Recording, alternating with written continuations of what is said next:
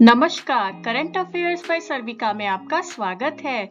इस सप्ताह के करंट अफेयर्स के वीडियो से आपको जानने को मिलेगा दुनिया का सबसे बड़ा कार्यक्षेत्र, 75वें गणतंत्र दिवस समारोह के मुख्य अतिथि, साहित्य अकादमी पुरस्कार और व्यास सम्मान 2023, ओपेक समूह छोड़ने वाले देश, राष्ट्रीय खेल पुरस्कार और भी बहुत कुछ।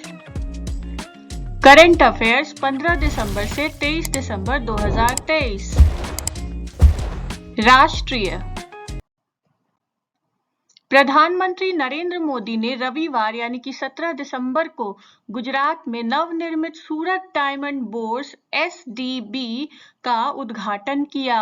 एसडीबी ने आकार में संयुक्त राज्य अमेरिका के पेंटागन को पीछे छोड़ दिया है और अब यह दुनिया का सबसे बड़ा कार्यक्षेत्र है। 67 लाख वर्ग फुट के क्षेत्र में निर्मित Surat diamond bourse diamond research and mercantile dream city का हिस्सा है, जो लगभग 700 एकड़ के क्षेत्र को कवर करने वाली एक टाउनशिप के रूप में निर्मित एक ग्रीनफील्ड परियोजना है। फ्रांस के राष्ट्रपति इमैनुएल मैक्रों 75वें गणतंत्र दिवस समारोह के मुख्य अतिथि होंगे। गणतंत्र दिवस समारोह में अतिथि के रूप में शामिल होने वाले फ्रांसीसी राष्ट्रपतियों में जैक्स शिराक 1976 और 1998, वालेरी गिस्कार्ड d'Estaing 1980, निकोलस सरकोजी 2008 और फ्रांसवा ओलांद 2016 शामिल थे। मैक्रों की उपस्थिति फ्रांस को एक ऐसा देश बना देगी जिसके नेता इस कार्यक्रम में सबसे अधिक बार यानी 6 बार मुख्य अतिथि रहे हैं। इजरायल और फिलिस्तीनी लोगों के बीच सौहार्द को बढ़ावा देने के लिए काम करने वाले संगीत कंडक्टर डैनियल बरेनबोइम और शांति कार्यकर्ता अली अबू अव्वाद को संयुक्त रूप से 2023 के लिए शांति, निरस्त्रीकरण और विकास के लिए इंदिरा गांधी पुरस्कार से सम्मानित किया गया है। बरेनबोइम अर्जेंटीना में जन्मे प्रतिष्ठित शास्त्रीय पियानो वादक और कंडक्टर हैं, जो दुनिया के कुछ प्रमुख ऑर्केस्ट्रा के साथ प्रदर्शन और निर्देशन के लिए प्रसिद्ध हैं। अपनी संगीत उपलब्धियों के अलावा उन्हें पश्चिम एशिया में सद्भाव को बढ़ावा देने के लिए संगीत का उपयोग करने के अपने प्रयासों के लिए जाना जाता है। प्रसिद्ध फिलिस्तीनी साहित्यिक विद्वान एडवर्ड सईद के साथ उनकी दोस्ती और साझेदारी ने सम्मान और संवाद के माध्यम से इजरायल फिलिस्तीनी संघर्ष के शांतिपूर्ण समाधान के उनके दृष्टिकोण को आकार दिया। दक्षिण भारत के महान संत तिरुवल्लुवर की प्रतिमा का फ्रांस के सेरगी शहर में रविवार को अनावरण किया गया। तिरुवल्लुवर, जिन्हें वल्लुवर के नाम से भी जाना जाता है, एक श्रद्धेय भारतीय कवि और दार्शनिक थे, जो साहित्य में उनके उल्लेखनीय योगदान के लिए प्रसिद्ध थे। उनकी सबसे प्रसिद्ध रचना तिरुक्कु में नैतिकता, राजनीति, अर्थशास्त्र और प्रेम सहित विषयों की एक विस्तृत श्रृंखला को कवर करने वाले दोहे शामिल हैं। प्रधानमंत्री नरेंद्र मोदी ने रविवार को वाराणसी में काशी तमिल संगमम में अपने संबोधन के दौरान रियल टाइम आर्टिफिशियल इंटेलिजेंस आधारित टूल भाषिनी का इस्तेमाल किया। उन्होंने इसे जनता के साथ अपने संचार को सरल बनाने में एक नई शुरुआत के रूप में संदर्भित किया। भाषिनी को रविवार को वाराणसी में कार्यक्रम के दौरान विशेष रूप से तमिल भाषी दर्शकों की सेवा के लिए तैयार किया गया था। यह एक एआई संचालित भाषा अनुवाद प्रणाली के रूप में काम करता है, जो विभिन्न भारतीय भाषाओं को बोलने वाले व्यक्तियों के बीच बातचीत की सुविधा प्रदान करता है। कला और संस्कृति। साहित्य अकादमी ने 24 भाषाओं में अपने वार्षिक साहित्य अकादमी पुरस्कारों की घोषणा की है। कविता की 9 पुस्तकों, उपन्यासों की 6 पुस्तकों, लघु कथाओं की 5 पुस्तकों, 3 निबंधों और एक साहित्यिक अध्ययन ने साहित्य अकादमी पुरस्कार 2023 जीता है? कविता विजय वर्मा डोगरी, विनोद जोशी गुजराती, मंसूर बनिहाली कश्मीरी, सोरोखैबाम गंभिनी मणिपुरी, आशुतोष परिदा उड़िया, स्वर्णजीत सावी पंजाबी, गजय सिंह राजपुरोहित राजस्थानी, अरुण रंजन मिश्रा संस्कृत और विनोद आसुदानी सिंधी। उपन्यास इस प्रकार है: स्वप्नमय चक्रवर्ती बंगाली, नीलम सरन गौर अंग्रेजी, संजीव हिंदी, कृष्णत खोट मराठी, राजशेखरन देवी भारती तमिल और सादिका नवाब सहर उर्दू। लघु कथाएं इस प्रकार है: प्रणव ज्योति डेका असमिया, नंदेश्वर दैमारी बोडो, प्रकाश एस परिंकर कोंकणी, तरासीन बास्की तुरियाचंद बास्की संताली और टी पतंजलि शास्त्री तेलुगु। निबंध है: लक्ष्मी शाह तोलपड़ी कन्नड़, बासुकीनाथ झा मैथिली और जुधाबीर राणा नेपाली। साहित्यिक अध्ययन ईवी रामकृष्णन मलयालम में।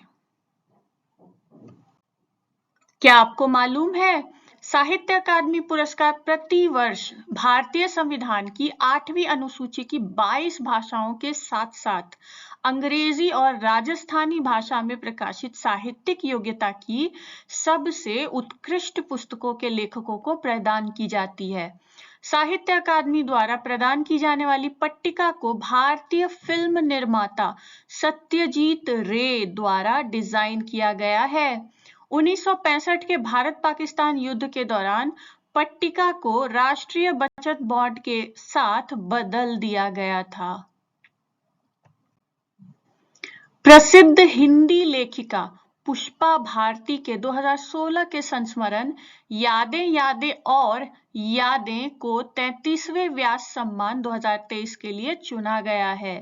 के बिरला फाउंडेशन द्वारा 1991 में स्थापित यह पुरस्कार पिछले 10 वर्षों के दौरान प्रकाशित एक भारतीय नागरिक द्वारा उत्कृष्ट हिंदी साहित्यिक कार्य को दिया जाता है। इसमें 4 लाख रुपए का नकद पुरस्कार, एक प्रशस्ति पत्र और एक पट्टिका दी जाती है। क्या आपको मालूम है व्यास सम्मान के अलावा के बिरला फाउंडेशन ने सरस्वती सम्मान और बिहारी पुरस्कार भी स्थापित किए हैं। सरस्वती सम्मान भारत के संविधान की अनुसूची 8 में शामिल किसी भी भाषा में एक भारतीय नागरिक द्वारा उत्कृष्ट साहित्यिक कार्य के लिए दिया जाता है। बिहारी पुरस्कार राजस्थान के हिंदी या राजस्थानी लेखकों को दिया जाता है। दिग्गज अभिनेता कबीर बेदी को इतालवी गणराज्य के सर्वोच्च नागरिक पुरस्कार ऑर्डर ऑफ मेरिट मेरिटो डेला रिपब्लिका इटालियाना से सम्मानित किया गया। वह लोकप्रिय इतालवी टीवी श्रृंखला में समुद्री डाकू संडोकन की भूमिका निभाने के लिए इटली और यूरोप में प्रसिद्ध हैं। अंतरराष्ट्रीय अफ्रीकी देश अंगोला ने घोषणा की है कि वह 1 जनवरी 2024 से पेट्रोलियम निर्यातक देशों के संगठन ओपेक को छोड़ रहा है। अंगोला नाइजीरिया के बाद अफ्रीका का दूसरा सबसे बड़ा तेल उत्पादक देश है। कतर और इक्वाडोर अन्य देश हैं जिन्होंने हाल के वर्षों में ओपेक को छोड़ दिया है। पेट्रोलियम निर्यातक देशों का संगठन ओपेक वैश्विक तेल बाजार को सामूहिक रूप से प्रभावित करने और लाभ को अधिकतम करने के लिए अग्रणी तेल उत्पादक देशों का एक संगठन है। इसकी स्थापना 14 सितंबर 1960 को बगदाद में पहले 5 सदस्यों ईरान, इराक, कुवैत, सऊदी अरब और वेनेजुएला द्वारा की गई थी। ओपेक का मुख्यालय ऑस्ट्रिया के वियना में स्थित है और महासचिव हैथम अल घैस हैं। क्या आपको मालूम है अंगोला ब्राजील के बाद दूसरा सबसे बड़ा पुर्तगाली भाषी देश है। इसकी राजधानी लुआंडा है। अंगोला की राष्ट्रीय मुद्रा क्वांजा है, जिसका नाम अंगोला की सबसे महत्वपूर्ण नदी क्वांजा से लिया गया है। मिस्र के वर्तमान राष्ट्रपति अब्देल फतेह अल सीसी ने लगातार तीसरी बार राष्ट्रपति चुनाव जीत लिया है। अब्देल फतेह अल सीसी पूर्व सेना प्रमुख हैं, जिन्होंने सैन्य तख्तापलट के माध्यम से पूर्व राष्ट्रपति मोहम्मद मुर्सी को हटा दिया था। मिस्र एक अंतर महाद्वीपीय देश है जो अफ्रीका के पूर्वोत्तर कोने और एशिया के दक्षिण पश्चिम कोने में सिनाई प्रायद्वीप में फैला हुआ है। यह उत्तर में भूमध्य सागर, उत्तर पूर्व में फिलिस्तीन और इजराइल की गाजा पट्टी, पूर्व में लाल सागर, दक्षिण में सूडान और पश्चिम में लिबिया से घिरा हुआ है। उत्तर पूर्व में अकाबा की खाड़ी मिस्र को जॉर्डन और सऊदी अरब से अलग करती है।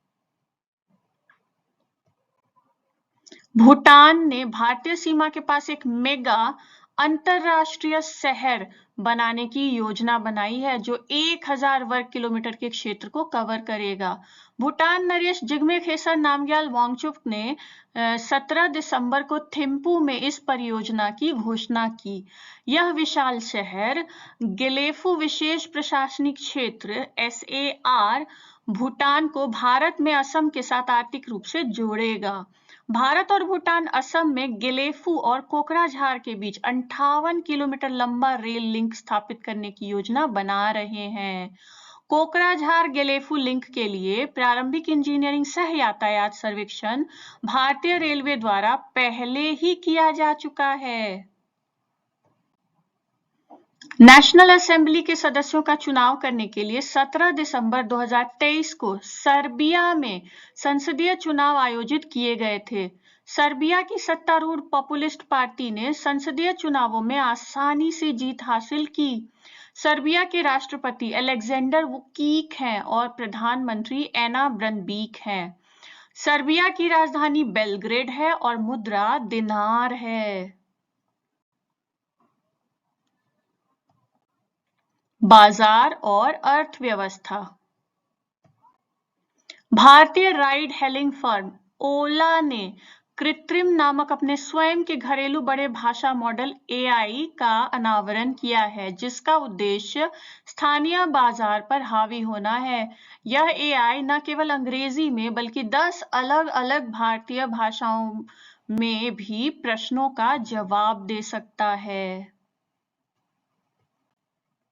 खेलकूद। दिल्ली में खेलो इंडिया पैरा गेम्स का पहला संस्करण 10 से 17 दिसंबर तक दिल्ली में सफलतापूर्वक आयोजित किया गया। हरियाणा 40 स्वर्ण, 39 रजत और 26 कांस्य पदक के साथ सबसे आगे रहा। इसके बाद उत्तर प्रदेश 25 स्वर्ण, 23 रजत और 14 कांस्य पदक के साथ दूसरे स्थान पर रहा। तमिलनाडु 20 स्वर्ण, 8 रजत और 14 कांस्य पदक के साथ तीसरे स्थान पर रहा। उज्ज्वला एक गौरैया खेलों की शुभंकर थी। युवा मामले और खेल मंत्रालय ने राष्ट्रीय खेल पुरस्कार 2023 की घोषणा की। दिग्गज बैडमिंटन खिलाड़ी चिराग शेट्टी और रंकीरेड्डी सात्विक साईराज को प्रतिष्ठित मेजर ध्यानचंद खेल रत्न पुरस्कार से सम्मानित किया जाएगा।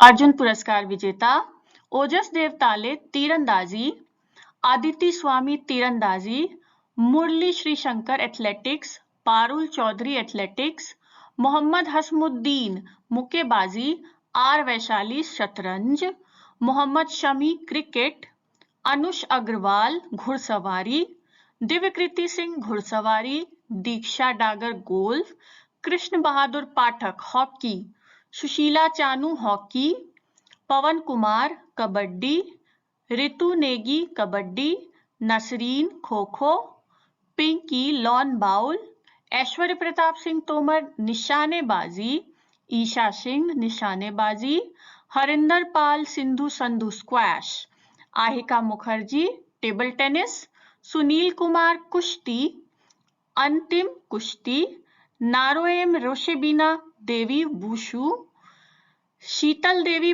पैरा तीरंदाजी, Illuri Ajay Kumar Reddy blind cricket, Prachi Yadav para canoeing. उत्कृष्ट कोचों के लिए द्रोणाचार्य पुरस्कार नियमित वर्ग, ललित कुमार कुश्ती, आर.बी. रमेश शतरंज, Mahavir Prasad Saini para athletics, Shivendra Singh hockey, Ganesh Prabhakar Devrukhkar mallakhamb. उत्कृष्ट कोचों के लिए द्रोणाचार्य पुरस्कार आजीवन श्रेणी में Jaskirat Singh Grewal golf, Bhaskaran E kabaddi, Jayanta Kumar Pushilal table tennis. Dhyan Chand lifetime achievement पुरस्कार मंजुषा कंवर बैडमिंटन में, विनीत कुमार शर्मा हॉकी, कविता सेल्वाराज कबड्डी। मौलाना अबुल कलाम आजाद यानी कि मां का ट्रॉफी 2023, गुरु नानक देव विश्वविद्यालय अमृतसर समग्र विजेता, lovely professional university Punjab first runner up, Kurukshetra university Kurukshetra second runner up. Indian premier league के 16 साल के इतिहास में पहली बार मंगलवार को दुबई में नीलामी के दौरान किसी महिला नीलामीकर्ता ने गवेल संभाला। मुंबई की आर्ट कलेक्टर और कंसल्टेंट मल्लिका सागर ने उस ट्रेंड को तोड़कर इतिहास रच दिया, जिसमें केवल पुरुष रिचर्ड मेडली, ह्यू एडमिडेस और चारू शर्मा ही इस कार्यक्रम का नेतृत्व कर रहे थे।